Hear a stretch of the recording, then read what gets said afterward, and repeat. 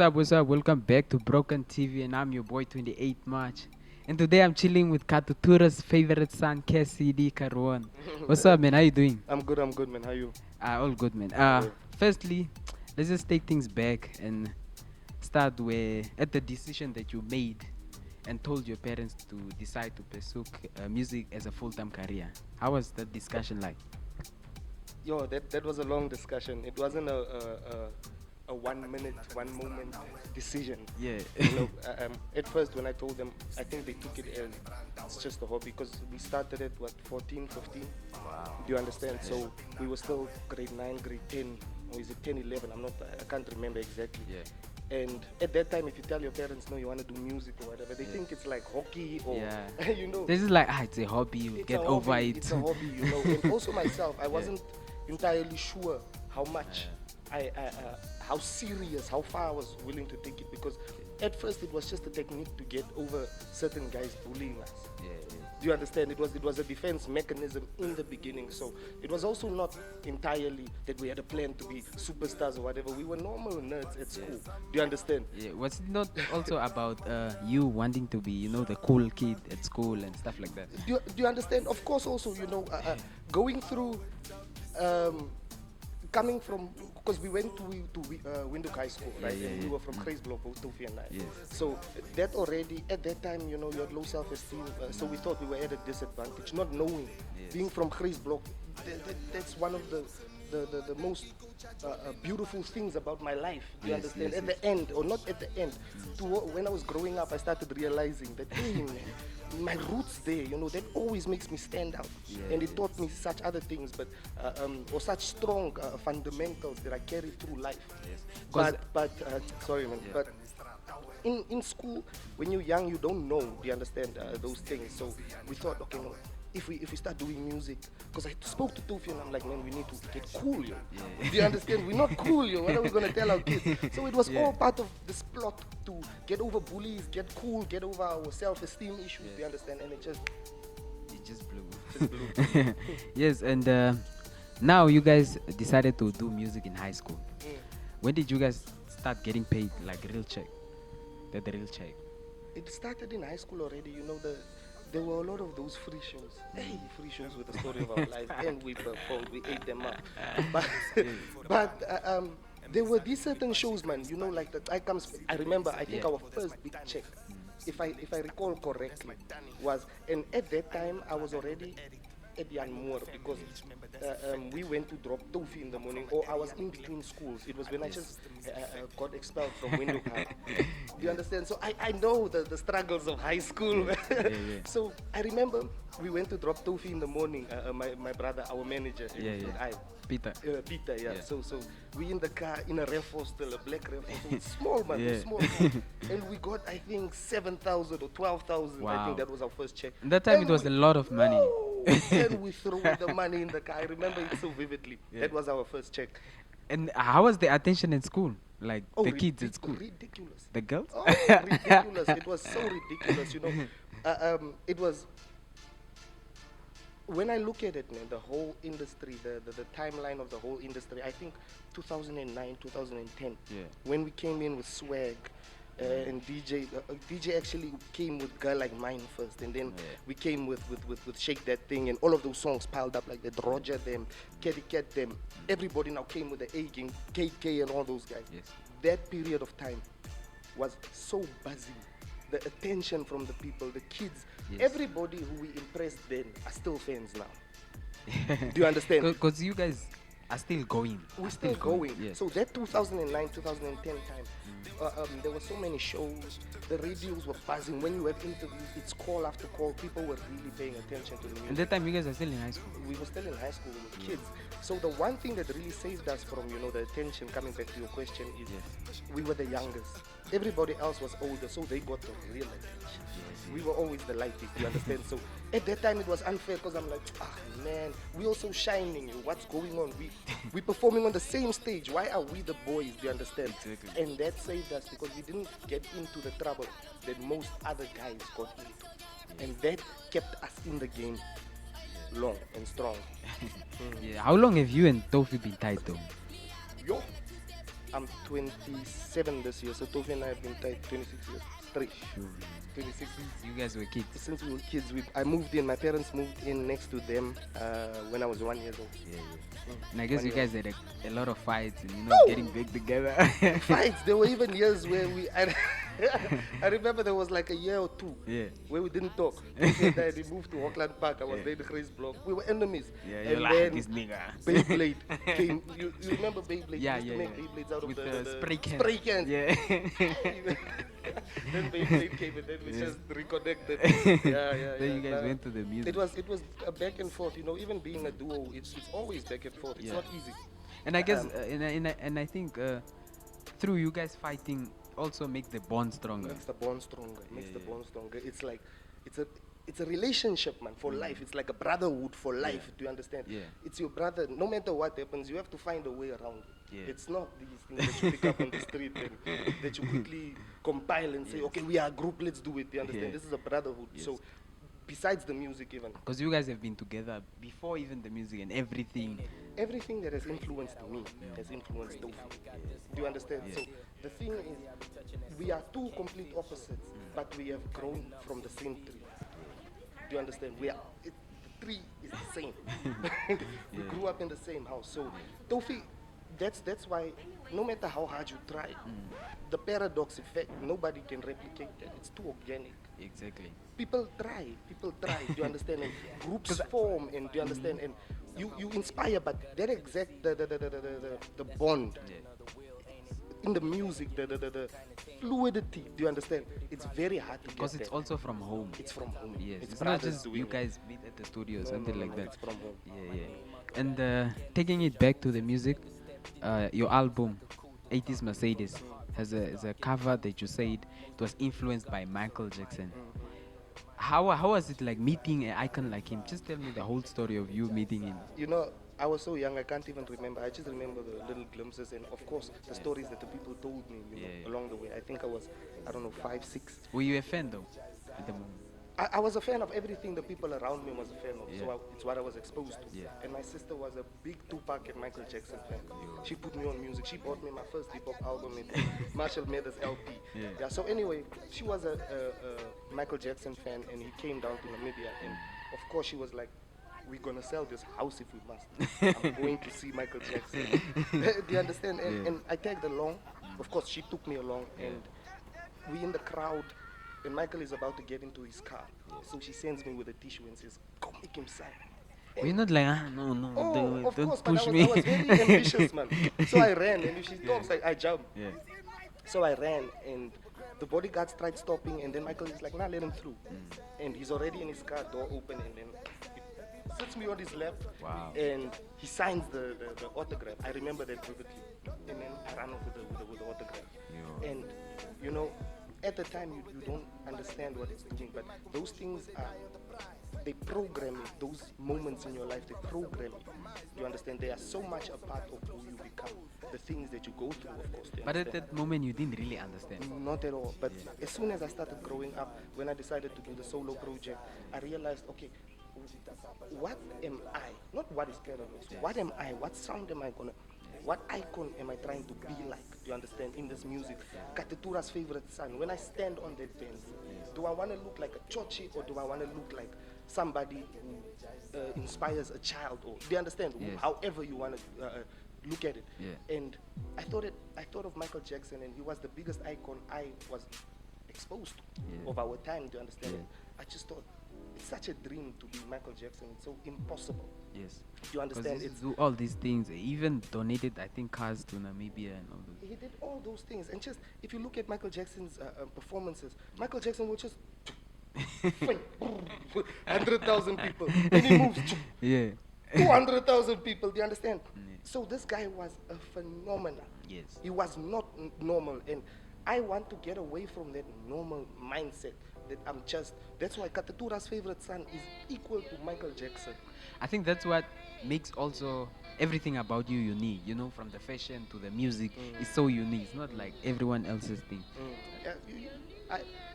That's what I strive for, Yeah. because I'm so honest to myself. I always try to find a deeper layer to myself, to understand, and peel and peel and peel and go deeper with myself. So in that, I become so true with what I put out because it's me. Yeah. And when you put out, I don't need to compete. I go with my own time. Yes. And the universe repays me because my intentions are pure and Yes. I'm doing what I was put on earth to do. So things align that way. Do you understand? And you start looking unique, and it's not really rocket science. If you're just true to yourself, everything opens up. You don't need to rush. No, no, no. No, because your competitors are dropping what you also need to drop. You need to be competitive. You need to understand the market. There's making money, and there's look. I'm always at this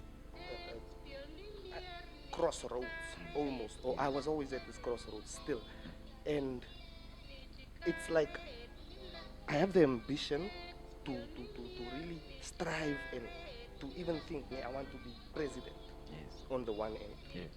and on the other end, my mother taught me such a spiritual side that I would rather be a very humble spiritual man and follow a path like Buddha. Yeah. Now the two don't meet.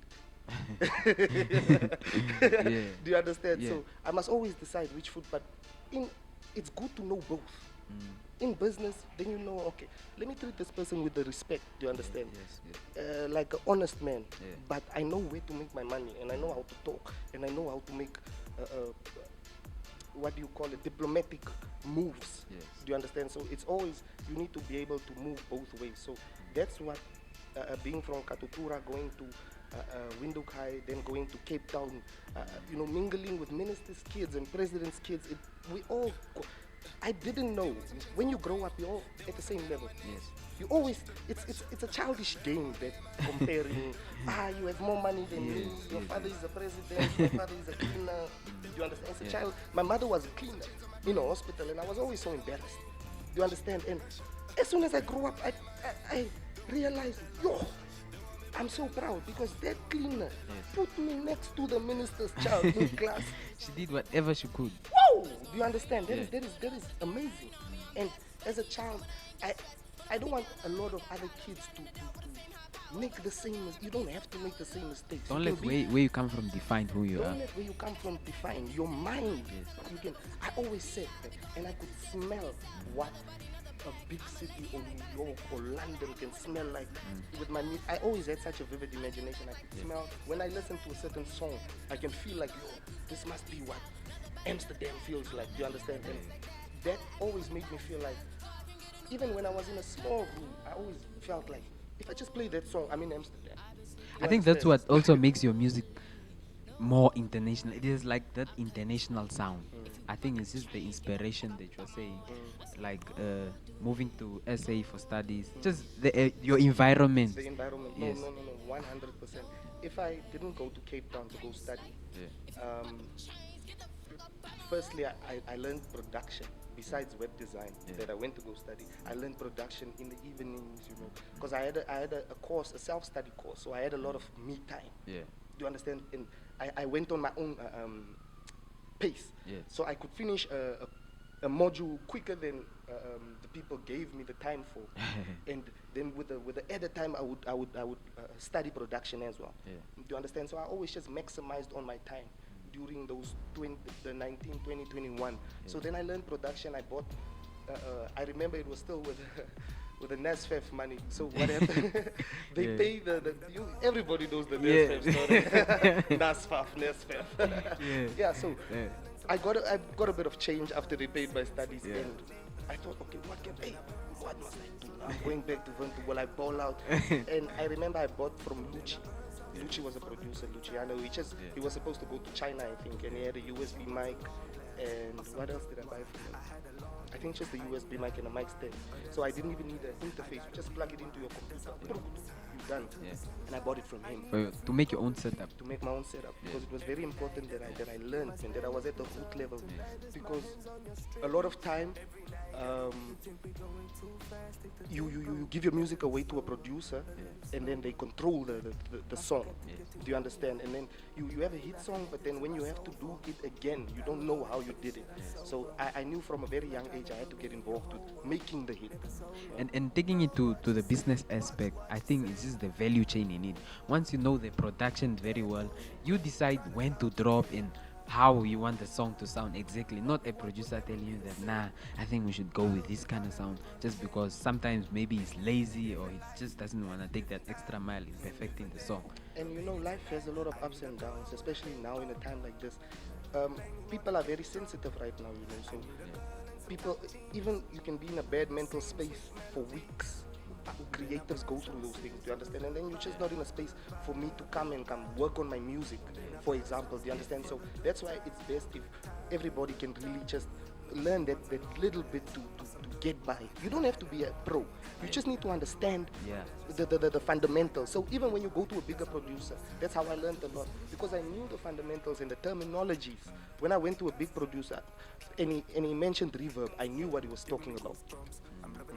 And taking it back again to 80s Mercedes, Away, the song Away. The last verse is kind of sensitive. Tell me more about that actually. The last verse in Away.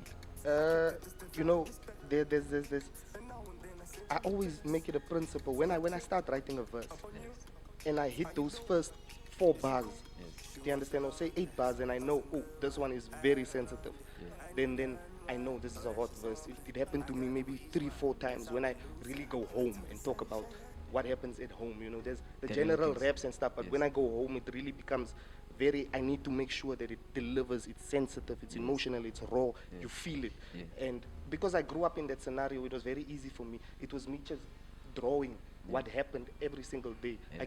Where the video was shot, right across is the lady selling the tombo. Yeah. Right next to where I'm dancing with the guys. Yeah. It's simple like that, you Yes. understand? So it's not rocket science. I wrote what happened, and because it came from my heart, because it was a true story, it hit everybody, and because a lot of people go through it. Yes. Especially people in Katutura. Especially that people they, in they Katutura. can relate to the sound. The sound, exactly. Yes. And one of the funniest things is like last year I saw you at the Celis album release party. Mm. And you're still wearing the All Star, bro, the cover. How old have you had that? That shoe my mom bought me when I went to Cape Town in 2010. Yeah. So that shoe, you see, that's the thing. Mm. I wore it on my album cover. It's in Aware in the video. Yes. It's in chains in my video. That shoe, I will frame one day because that shoe carried me. Yeah. In Cape Town, I walked to that shoe. You understand? To class, to the mall, wherever I needed to go. That shoe carried me. So that shoe carries a legacy, and it knows what I went There's through. so much memories. There's so much memories. I'm just that guy. That's why I bought the old car. Do you understand? That knows. I like stories, man. So I like to wear something that tells a story. I like. Do you understand? Yes. And If that I- makes you stand out from other people. 100%. If I could wear one outfit like Dr. Dre for the rest of my life, Yeah. I would do it with my shoes and a gray tracksuit. Yeah. Do you understand? I think you should just add a little bit of paint in a glass somewhere here. I will sell it one day for a high price. Or not even me, my kids. Yeah, yeah. And the album is doing very, very well. You have 4 nominations. Yeah. Which one has you never, man? Like, yo, this one. Hey, you know, the closer we're getting to Namas, I don't even know anymore. Hey, yeah, yeah. I don't even know anymore. Look, of course, the big one is Male Artist of the Year, you know, and because I'm nominated against so many great, everybody's had such a great year. It can really go anyway. And you said it's personal, like male artist of the year. It's And Male personal. Artist is also now for me this year Personal. personal. Do you understand? Because I don't plan on every year going for that thing. Do you understand? It was really a solo project. We'll see what happens. But with this project, I thought because of the time I made it in, the emotion I made it under, and for it to get that nomination, it's a personal thing to the project, to me, during the space when it happened. So I really want that one. Do you understand? But the one that Awe is nominated for Best Kwaito. I want Awe to win. Do you understand? Because of the song. And I think Awe, wherever it was placed in, was supposed to win. Yes, Because of the magnitude of the song. Yeah, so and also where it represents. Yeah. Quite Kadotri one that put the work in, and I just really hope it wins, because it brought out that personal personal life from you. You know, and also the people involved. It's Mm. myself, it's my producer, Spades Pro, you know. Yeah. I think really after the sacrifices we put in, you know, and I really think also because he's 21, everybody involved in the project, you know, we did it ourselves. We didn't go to no fancy studios or whatever, and the product we got out of it, you know, and the level we were competing at as first timers, you know, Yes. you mustn't think of this as paradox. This is a Yeah. first time artist. Yeah. So I think because of that, I just generally think even the nomination is a big win already, you know, Yeah. and knowing the awards and knowing how these things work, Yeah. I'm happy with whatever, you know, but I definitely want the best Kwaito. Yeah, that's the one that you want the most. That's the one I want Yeah, the man. most. Thank you for coming through, man. It's Thank you for sharing a lot with thank us. you guys for having me. You're welcome. I Man. will.